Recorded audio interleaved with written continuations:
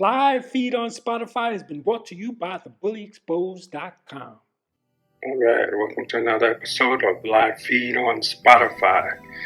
I've received your messages, folks, telling me do another video, or another podcast. I hear you. I'm sorry, I want to apologize. It's so hard in the summer. My wife is a teacher, so she's off from school. My son is off from school, so we do a lot of traveling. And it's hard to do podcasts in the summer. But I'm going to do this quick one about a few things that I want to talk about. First, I'm going to start off with this. I was talking to a friend. The friend is Russian. And when I say friend, it's very loose. I just said friend just to be nice, to be honest. But this guy's Russian. He's a Trump supporter. I'm talking to him, and I'm like, so, you see what's happening in Russia with dictatorship. It's the reason you left, according to what he told me. Why is it that you support Trump? And he said, well, I can't support a group of people, and he was talking about the Democratic Party, that say death to America. It's like, I've never heard any Democrat say death to America. And it's obvious what the guy is doing. It's obvious that the guy is taking people saying America needs to change as a death to America. Think about that for a minute. Think about your child. You have a child, and your child is got a bad habit, whatever it may be. He's got a bad habit. He doesn't pick up his plates after he eats. He leaves them on the table rather than picking them up and putting them in the sink and maybe rinsing them or maybe even washing them himself. I've heard different parents say different things that I show my kids. Wash their own dishes after they eat. Whatever. This kid doesn't want to pick it up. And the parent turns around and says, that is something I don't want you doing anymore. I want you to pick it up and put it in the sink and wash your dish. And the kid looks at that as, you just want to kill me, or you just want to treat me wrong. That's what this guy is actually doing. If you think about it, he's taking, a situation of, again, I've never heard anybody say death to America who is on the left. But if there's one person saying it, that's just it. It's one person. So I asked him, do you like Nazis? And the guy said, no, of course not. Of course I don't like Nazis. Then he went on to tell me, all the evils that they have done to the Jewish people. Which, by the way, it wasn't only the Jewish people. It was black people. It was gays. It was anybody that did not agree with him. Okay, sound familiar? So he went on and told me that. And I said, okay, you support the right wing and they have Nazis in them. And the first thing he said was, what percentage? A lot of people don't think of this, but this is something my dad always told me to think of. And you got to think of what the people do, what they're saying behind their words. You don't really take people's words verbatim, right? You think about what's the thought process behind that. So the fact that what that tells me when he says what percentage is that he's cool with a certain percentage. So maybe if I say 100%, which of course would not be true, 100% of them are Nazis or Nazi supporters or neo-Nazis or, these white supremacist group, he's okay with a certain percentage of it being like that. That's what that tells me. So another thing I'm going to talk about today is the myth. That's right, it is a myth that's been going around for centuries. It's nothing new. But what it is I just got into a conversation with a friend of mine after listening to a professor of Mayan studies speak.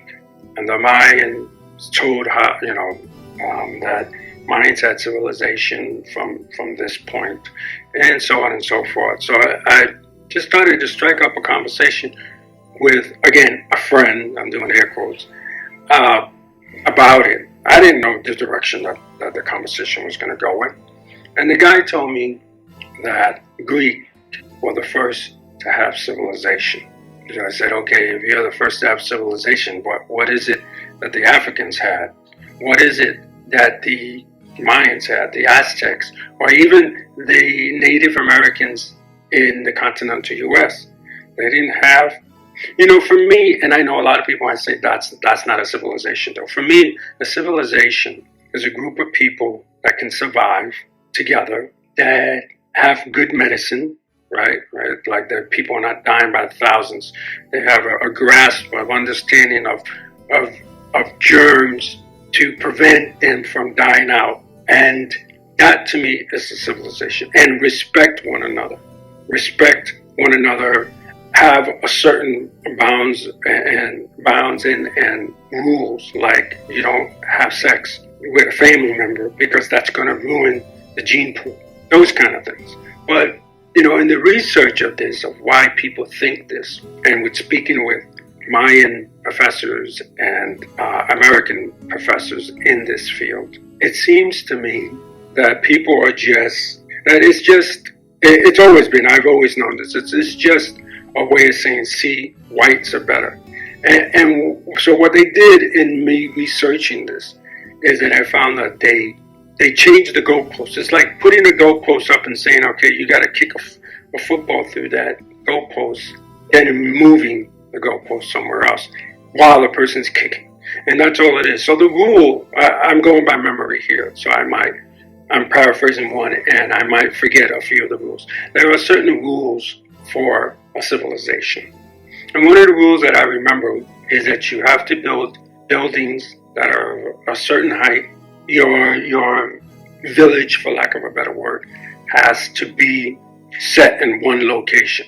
It's true, like the Native Americans, they don't do that. They move on because they know that animals are going to be in a certain area. This is how animals work. They don't overgraze. I'm sorry, I shouldn't say overgraze. That's what would occur if they stood. But they graze, and when that is gone, they move on to the next location.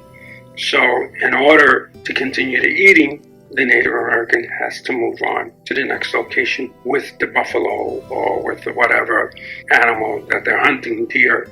Otherwise, they could starve, because what's happening now is that area is trying to replenish. The flowers around there trying to replenish. I feel, and there's a lot of people that feel this way too, that is the manipulation right there. That it's like, well, yeah, you have to stay in one place. That's not a civilization. I mean, if you think about it now, look at the way we're treating our fellow man with what ICE is doing, right? With what the Republicans are doing. You Republicans want to say you're doing good things, but you're not doing good things. You know that you have to cheat because you can't play a fair game. And that's as simple as that. And it just strikes me, what's shocking to me is the resistance. The resistance by people that don't want to understand that it could be possible that what you were taught is a lie. That's why it's called history and not like fact story, right? Because it's just his story. I've asked a few friends where I live outside of the U.S. Where did you learn was the first organization to have, group of people to have civilization. And a lot of them said Africa. It makes, if you want to go by what makes sense, the oldest bones were found in Africa. So it only makes sense that the oldest living people are African. And you're going to sit there and tell me that some group, and it's not to take anything away from Greeks. I have a lot of Greek friends. I have no problem with them. Because that's the new thing, right? To say, when you make a criticism towards a group of people, the thing to say is that you dislike them. No, I just want you to be better. I just want you to stop lying. Because to me, and to many scholars, this, I guess you can call it a trope, this trope of the white man was the first person to have civilization is a trope to continue this, white is better bullcrap. And to me, it continues the racism that you see today. I think a lot of these racist influencers that continue to spew the lie of white supremacy these people would not be in existence if we taught true history. If we allowed white kids to see the truth of racism in America or slavery in the world. I really do think that. Now, it's just shocking to me. It really is just shocking to me that the resistance to wanting to hear more. I'll give you a good example. In about, I believe it was 2012, I was working for the United States Postal Service, and I found out that a person that lived on my route was a professor of Latin studies at UNLV. This particular place that she lived at was a condo, and it had, I don't know how many condos this gated community had. And there were two sets of, trying to draw you a good picture, there were two sets of mailboxes, right? One for one half of the complex and one for the other half of the complex. So all together in this complex, I spent 2 hours, sometimes longer if the mail was heavy, 2 hours in that one location. So what happened is I would come out, I would open the mailboxes, and the doctor would come out because she would be coming home from work. And she would see me out there, and she would, just like everyone else does, can I please get my mail? Now depending on how busy I am, I have to decline, or I say, okay, yeah, when I get to your mail, I'll give you your mail. I've already checked her ID. I know, I've known her, right? I'm talking about all after the ID checking process is done.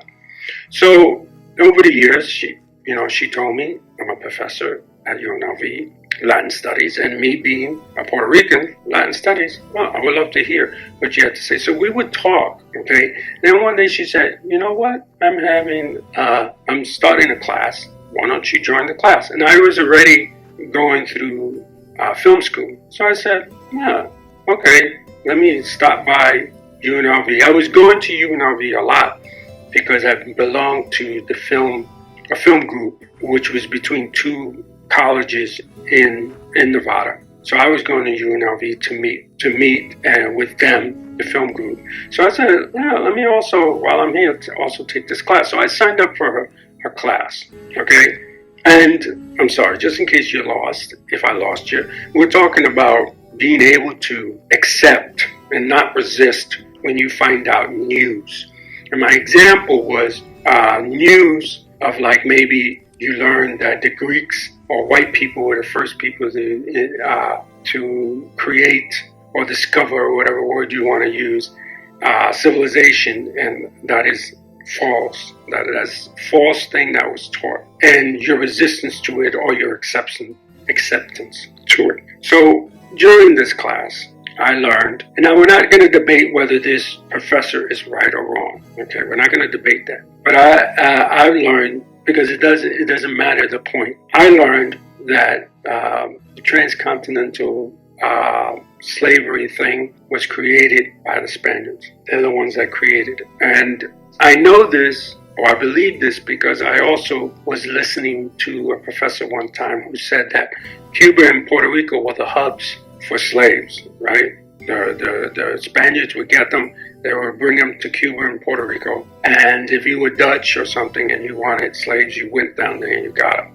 That's what we were taught by another professor. So her saying this only backs what that professor said. Anyway, so learning this you have to understand, okay?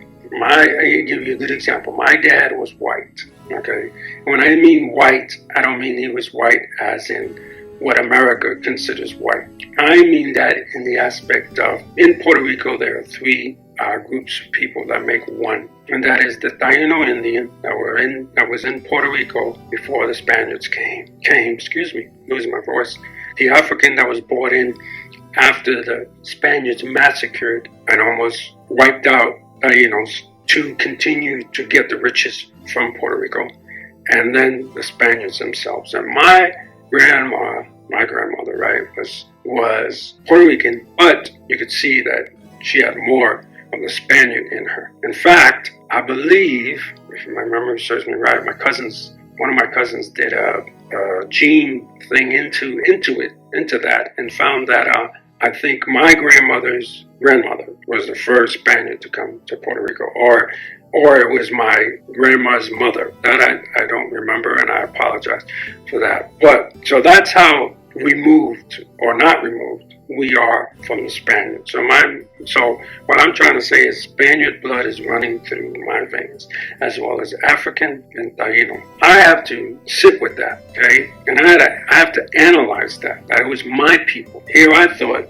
honestly, I thought it was the British or the Dutch or someone else. Now, I will say that I have spoken to other people who have taken classes, university classes in this field, and they have said that it was not the Spaniard, it was the Portuguese. But nevertheless, that's irrelevant because at this moment in my life, I believe that it is my people, right? If you want to look at it, the colonizer, let's put it this way, runs through my blood. And I have to sit with that. Now, I can sit with that and I can deny it. And I can say that's bullshit and this and that. And then learn later on that it was the Portuguese and say, see, it wasn't us, and claim victory. I can do that, but I don't think that's a very healthy thing to do. I think the healthy thing to do is to sit with it and do your own research. A wise professor once told me I hope I get this right, and I'm paraphrasing. When you hear something like what I just heard, Spaniards were the ones that started this slavery BS, they're the cause of it. The best thing to do is not to try to disclaim it, right? Not to research to disclaim it. Research to prove it. Always research to prove it. Whatever your belief is, you do the opposite. Because the truth is going to come out, no matter what you do. And I think what the problem with a lot of people that hear things that they don't want to believe is that they research to find what they're saying is true. And I think that's the big problem. And resisting, to me, don't resist. Your people did this, or this, Africans had civilizations before Greeks. Sit with that and understand and try to understand that, what the other person's saying and what the other person's trying to say is that this story, this lie that Greeks had the first civilization was created to show how great whiteness is. And why can't you accept that? Especially living in the world that we live in, where America has lied so much about slavery. When I was a kid, I think it was 1975, PS 102, I learned that we had slaves. Yeah, America had slaves, but we treated them nicely. And I can remember being a kid going, how do you treat a slave nicely? It's impossible to treat a slave nicely. Because if you get sick, you're not going to say, okay, don't work. It's like, it just blows my mind. It just blows my mind that people can't hear that. Like, even if I was a white kid, I hear that my ancestors, not even my ancestors, right? My grandfather, right? Because 1975, it's 2026 now. It wasn't too far away. A person who was born a slave. In 1975, it definitely wasn't too far away. So you hear this, and you hear, but we treated them nice, and you go, okay, great.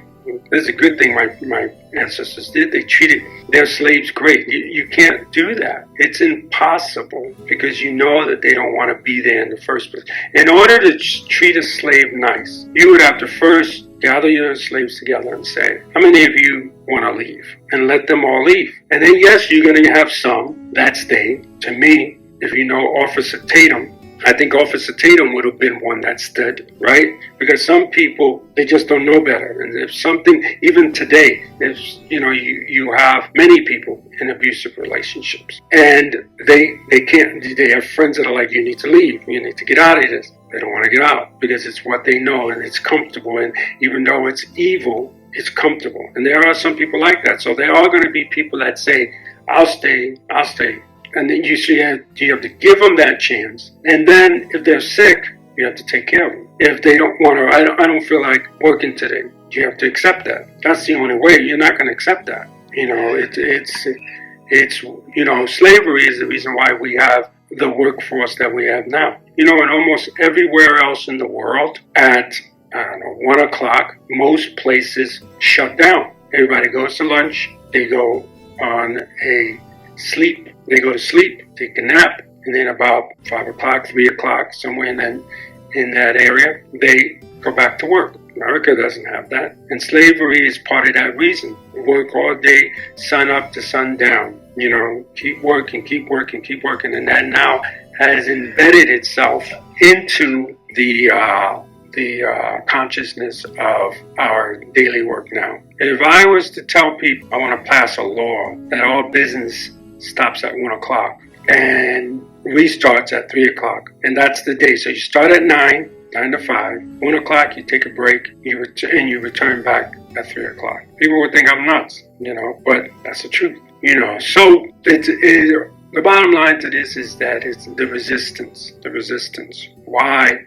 a resistance? And unfortunately, I can't find a person to tell me. I can't find, because I think that they know that they're wrong. Why a resistance when if you believe something, for instance, if you believe, yes, we had slaves, but we treated them with respect. And I introduced to you proof that slaves in America were not treated with respect. Why the resistance? And to go to my thing that started the conversation with my friend, which my friend never told me why. You know, I had 2 friends that had this conversation. None of them told me why. Why the resistance? Why do you have to